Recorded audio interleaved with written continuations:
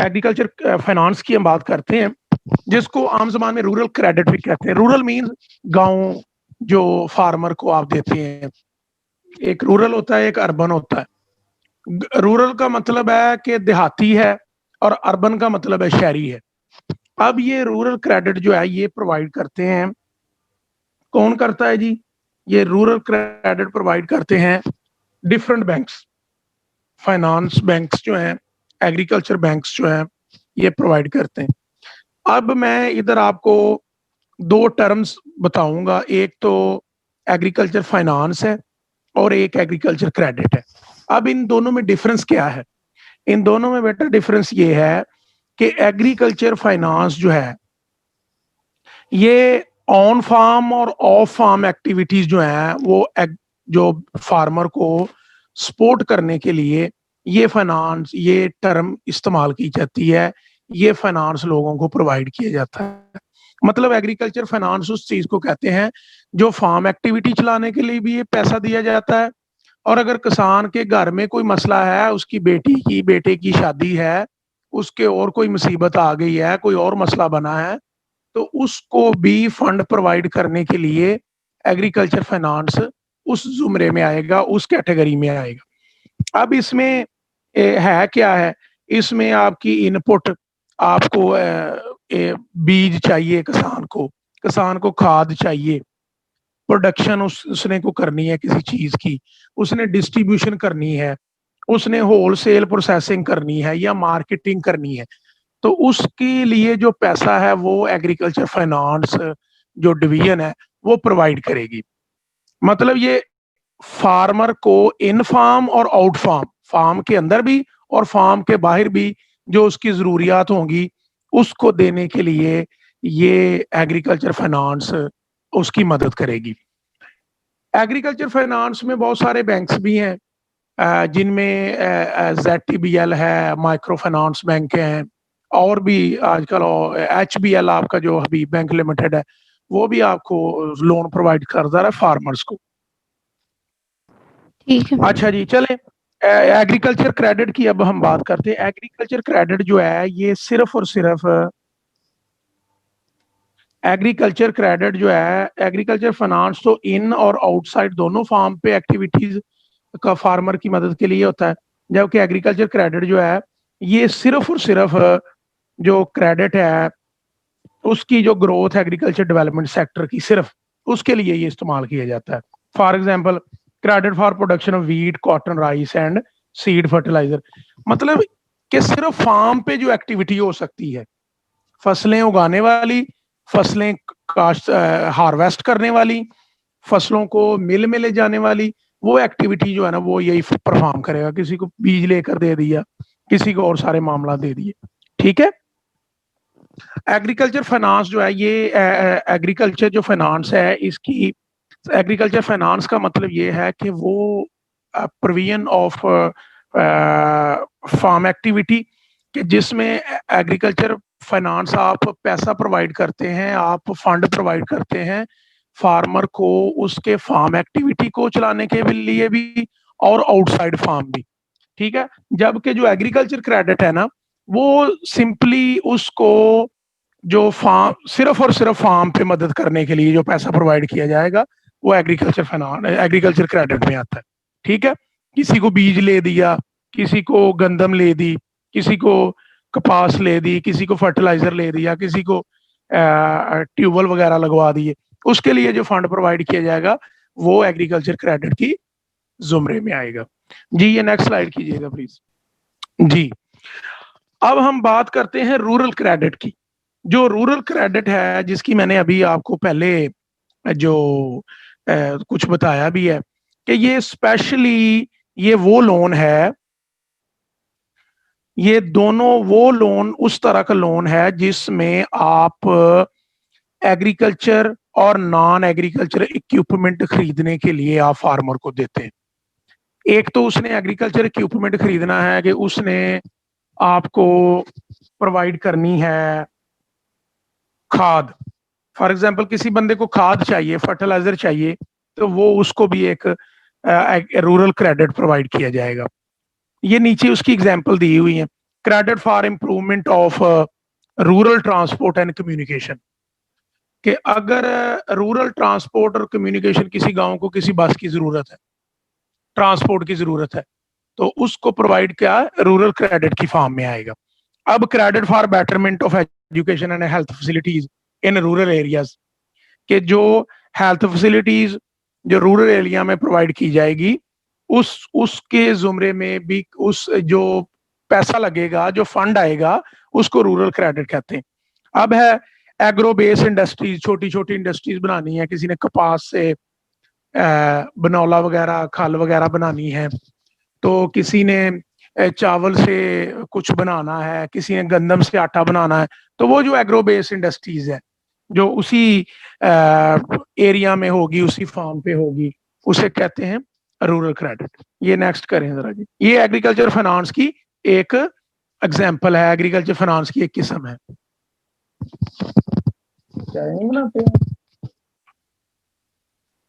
अच्छा जी, इसके बाद इसकी टाइप्स हैं कि जो एग्रीकल्चर क्रेडिट है ना, वो कितनी टाइप्स का है। से आप पैसे मांगने के लिए जाते हैं तो आप उसे कहते हैं मुझे 3 महीने के लिए 10,000 रुपया चाहिए, मुझे 5 महीने के लिए 1 लाख रुपया चाहिए, मुझे 3 साल के लिए इतने पैसे चाहिए। आप उसको ना टर्म्स बताते हैं कि मुझे इतना जो है वो पैसा चाहिए इतनी देर के लिए। अब ये जो एग्रीकल्चर क्रेडिट है बेटा, इसकी 3 टाइप्स है, शॉर्ट टर्म, मीडियम टर्म और लॉन्ग टर्म। अब जो नेक्स्ट स्लाइड जरा कीजिएगा।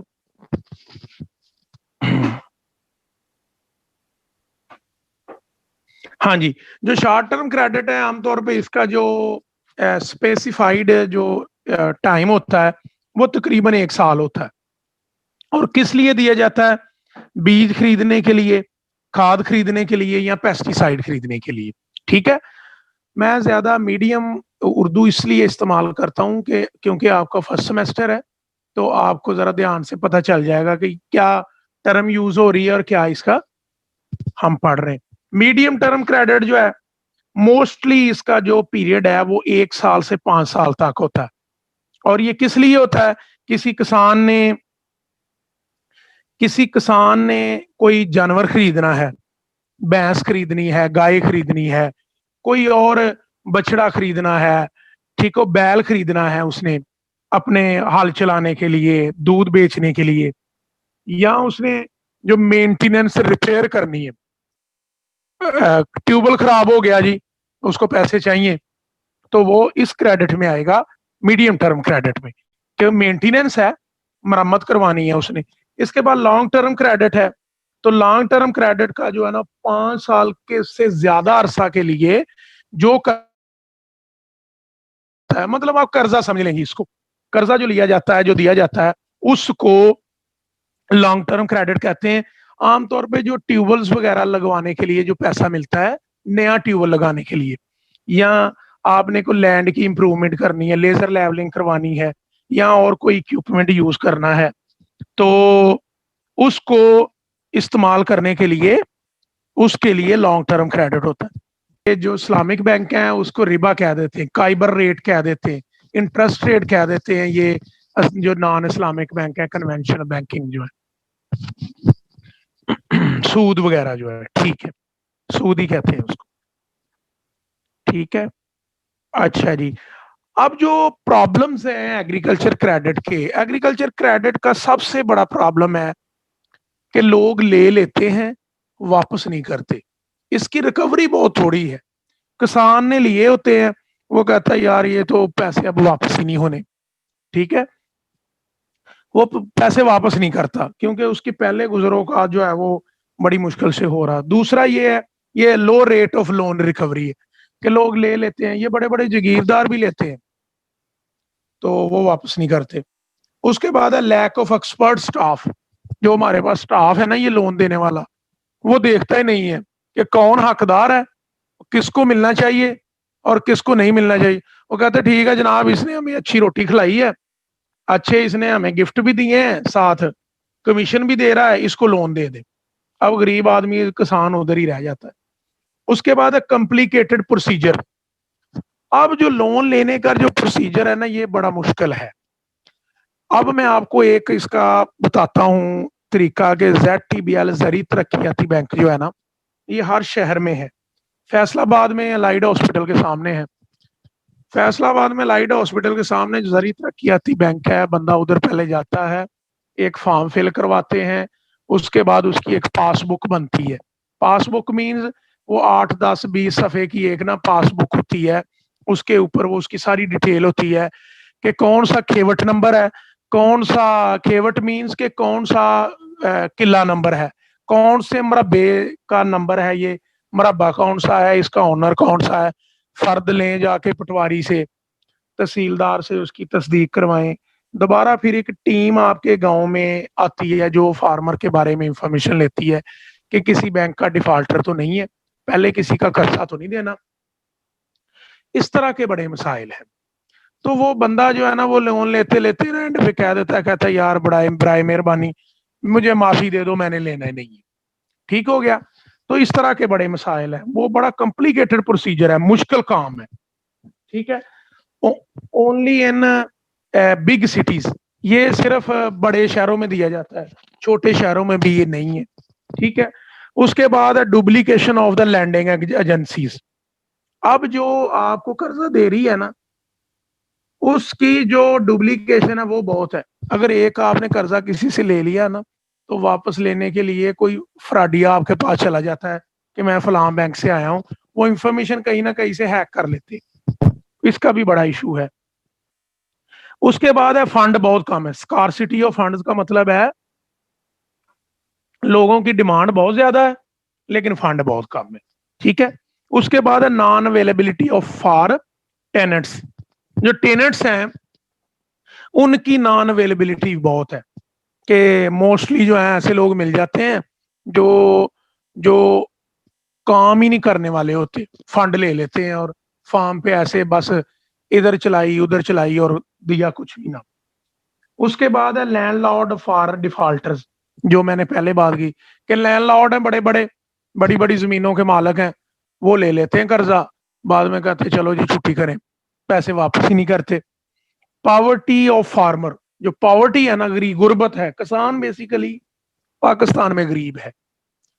गरीब किसान है, उससे जब फसल उसकी पकती है, सारा खर्चा करके देखें आपको प्रोवाइड करता है, और एंड पे क्या होता है, उसको उससे लेते हैं 1300 रुपये मन और आगे देते हैं 2000 रुपये मन।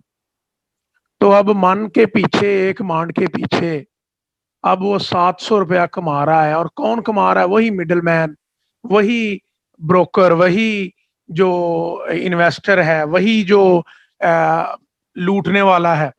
जब उसको आप खाद की बोरी देते हैं तो वो 3500 से कम नहीं देते आप। कभी उधर भी आपने कहा है कि आज इस दफा गन्ने का रेट जो है वो 180 रुपये मन है जी, हम आपको 1800 रुपये मन लेते हैं जी आपसे। तो ऐसा होता ही नहीं है। किसान गरीब हमेशा हमेशा जो है वो बुरी हालत में रहता है। उसको जो प्रॉपर इक्विपमेंट भी नहीं मिलता, उसको प्रॉपर अवेयरनेस भी नहीं होती कि कौन सा बीज कब इस्तेमाल करना है, कौन सी कैटेगरी का यूज करना है, कौन सी खाद इस्तेमाल करनी है। तो ये बड़े इश्यूज है। उसके बाद ये बात है जी, ह्यूज फंड जो है इसके लिए चाहिए। अब ट्रैक्टर खरीदने के लिए अब हो सकता है रूरल क्रेडिट आपको प्रोवाइड किया जाए तो 3 लाख रुपया हो। 3 लाख से ट्रैक्टर तो नहीं ना आता। चलें अगर 3 लाख से ट्रैक्टर आपका आ भी जाता है तो उसके बाकी इक्विपमेंट जो हाल वगैरह है, रूटावेटर वगैरह है, हार्वेस्टर है, वो कहाँ से खरीदना है? तो ये बड़ा इशू है। हमें ज्यादा से ज्यादा फंड चाहिए उसके लिए। फिर है लो पर हेक्टर यील्ड, के जो पैदावार है ना, जो हेक्टेयर यील्ड जो पैदावार है, 1 एकड़ की पैदावार है, हेक्टर की जो पैदावार है वो जो है वो बहुत कम है, लो है। उसके बाद नेचुरल क्लैमिटीज जो हैं वो अल्लाह ताला की तरफ से जो मुसीबतें आ जाती हैं, सैलाब आ गया है, ज्यादा बारिशें हो गई हैं, फसल पकी है, खराब हो गई है। आजकल टिड्डी दिल एक बहुत ज्यादा हमारी यूनिवर्सिटीज पे बहुत ज्यादा काम कर रही है, उसका आजकल बड़ा नुकसान इधर जो बलोचिस्तान एरिया में, इधर पंजाब में बहुत ज्यादा गाजर बूटी है जिसे पार्थीनियम उसके बाद है जी इन अप्रोप्रिएट डिस्बर्समेंट जो है। अब इन अप्रोप्रिएट डिस्बर्समेंट का मतलब यह है कि जो आप एक अगर फार्मर को 10,000 रुपया चाहिए तो आप उसको लाख रुपया दे रहे हैं। अगर एक बंदे को लाख रुपया चाहिए तो आप उसको 20,000 रुपया दे रहे हैं। तो जो आपकी डिस्पर्समेंट है ना वो गलत है, इनअप्रोप्रिएट है, कोई प्रॉपर वे नहीं है कि आपको डिस्पर्स लोगों को प्रोवाइड किया जाए। बेटा नेक्स्ट स्लाइड करना जरा। तो उसका जो पहला हल है, उसकी मेजर जो भी प्रॉब्लम्स को एग्रीकल्चर क्रेडिट के जो हैं इनको अब खत्म करने के लिए जो सबसे पहली मैयर है ना, सबसे पहला इसका हल जो वो है कि एग्रीकल्चर क्रेडिट गारंटी स्कीम एक जारी की जाए। ये चल भी रही है, जिसका मकसद ये है कि आपने एग्रीकल्चर क्रेडिट प्रोवाइड करना है सिर्फ और सिर्फ जो आपका फार्मर उसके काबिल है, लेने के काबिल है, या उसकी जो रिकवरी है वो देने के काबिल है, सिर्फ उसको देनी है। वो guarantee scheme, role of Z T B L का जो रोल है जरी तरक्याती बैंक का, वो अच्छा होना चाहिए, बेहतर होना चाहिए। जरी बैंक ज्यादा से ज्यादा बनाने चाहिए, माइक्रो फाइनेंस बैंक बनाने चाहिए। पासबुक सिस्टम जो है ना ये होना चाहिए, लेकिन सिर्फ और सिर्फ इसमें पासबुक का ही अमल दखल हो, बाकी कोई ना हो। सॉफ्ट लोन्स होने चाहिए जो आपको प्रोवाइड किए जाएं, जो वन विंडो ऑपरेशन पे हों। जो क्रॉप इंश्योरेंस स्कीम है, आपकी जो क्रॉप है, फसल है, उसकी इंश्योरेंस होनी चाहिए। खुदा ना खास्ता अगर बारिश ज्यादा होने की वजह से आपकी फसल खराब हो जाती है तो कोई डिपार्टमेंट ऐसा जो एग्रीकल्चर है वो आपको उसकी कीमत प्रोवाइड करे। उसके बाद है मोबाइल क्रेडिट ऑफिसर्स, जो आपके मोबाइल क्रेडिट्स हैं, ऑफिसर्स हैं, वो होने चाहिए ताकि वो उसको उसकी मुतलका जाके जगह पे उसको लोन प्रोवाइड करके आए। उसके बाद है जी लोन टू वुमेन, जो गरीब औरतें गांव में होती हैं उनको लोन प्रोवाइड किया जाए ताकि वो अपना कोई जो डेली बेसिस पे कुछ ना कुछ कमा सकें। उसके बाद कमर्शियल बैंक्स हैं। कमर्शियल बैंक्स आपके जो हैं वो जनरेट करें लोन, वो ज्यादा से ज्यादा, वो भी जेड अब अकेला सारी जिम्मेदारी नहीं ले सकता, तो बाकी भी साथ होने चाहिए, बाकी भी उसको हेल्प करें ताकि लोग उधर से भी लोन ले सकें। ये नेक्स्ट स्लाइड करें प्लीज।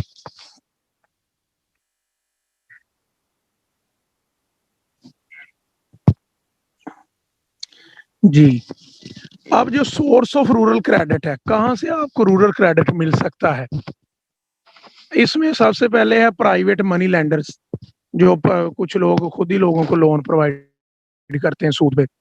गांव में आमतौर पे होता है दुकानदार से उधार ले रहे होते हैं, या कोई और मिडल मैन है जिसके पास ज्यादा पैसे होते हैं, फिर वो फसल खरीद लेता है, बाद में पैसे देता है। इसके बाद आपका लैंडलॉर्ड्स हैं, उनसे भी आप ले सकते हैं पैसे। उसके बाद फ्रेंड से, रिलेटिव से आप कर्जा ले सकते हैं। कमीशन एजेंट जो ट्रेडर्स हैं, ताजर हैं, उनसे भी ले सकते हैं आप। इसी तरह जेड-टी-बी-एल है, जरी तरक्याती बैंक।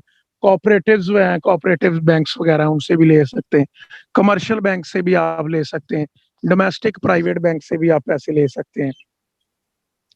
इसके बाद आपके स्टेट बैंक से आप पैसे ले सकते हैं।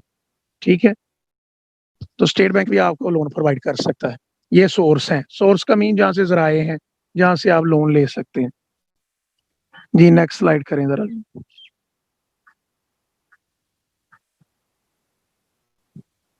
अच्छा जी, काजेज ऑफ रूरल क्रेडिट क्या है?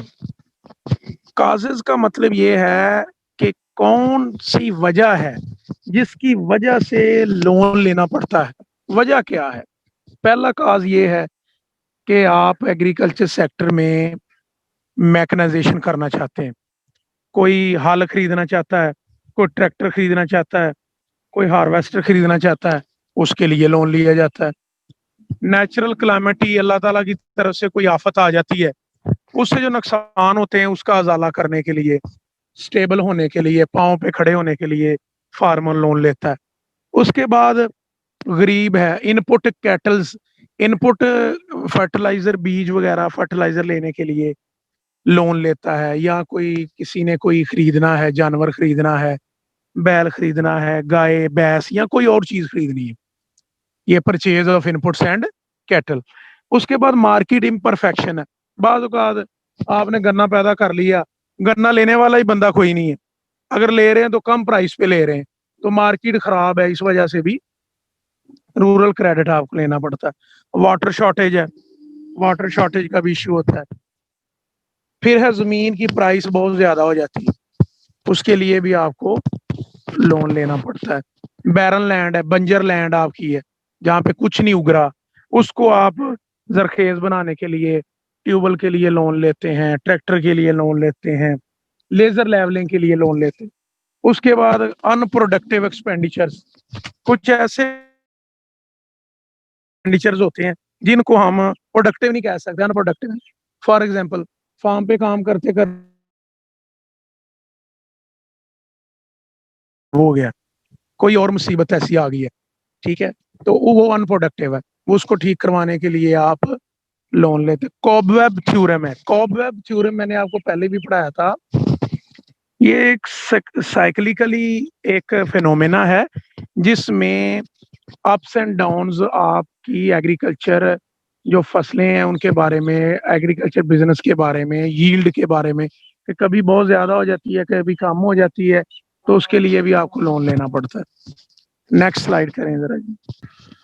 अच्छा, ये शॉर्टेज ऑफ क्रेडिट फैसिलिटीज, इसका पहला है कि क्रेडिट फैसिलिटीज की भी शॉर्टेज हो जाती है, बाजू का पैसे नहीं आपको मिलते, उसके लिए भी लोन लेना पड़ता है। स्मॉल इंडस्ट्रीज आपने इंस्टॉल करवानी है, छोटी मशीन को लेनी है, ठीक है, तो इसके अलावा आपने प्रोडक्शन जो है वो रिड्यूस आपकी होगी है, उसके लिए भी लोन लेना पड़ता है। फिर आपने कोई टेक्नोलॉजी लेनी है फार्म के लिए, प्लांट डिजीज आ गई है, बीमारी लग गई है आपके पौधों को, इलिटरेसी है, वही जो हालत है, खत्म करनी है, आपने पढ़ना है, बच्चे पढ़ाने हैं। इरिगेशन फैसिलिटीज आपने ठीक करनी है, उसके लिए भी लोन लेना पड़ता है।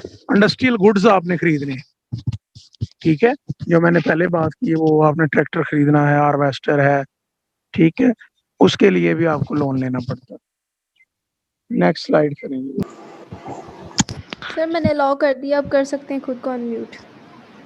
अस्सलाम वालेकुम। वालेकुम सलाम। ये एक वक्त में सिर्फ एक ही बंदा बोलेगा, ये ओके। इसको मानूर मुझे आप होस्ट बनाएं जरा इसको।